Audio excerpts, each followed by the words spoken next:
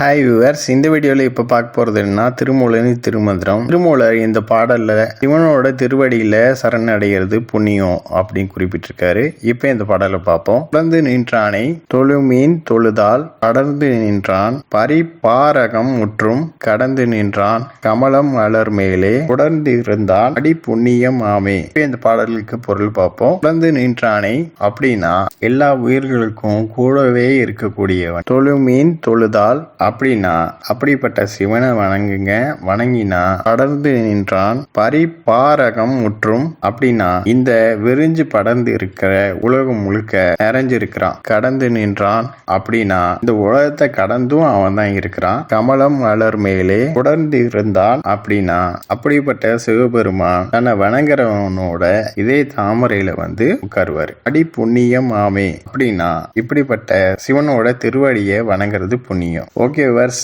Next வீடியோவில் பார்ப்போம். இந்த சேனலை சப்ஸ்கிரைப் பண்ணுங்கள் அண்ட் பெல் பட்டனையும் ப்ரெஸ் பண்ணுங்கள், லைக் பண்ணுங்கள், ஷேர் பண்ணுங்கள். தேங்க்யூ.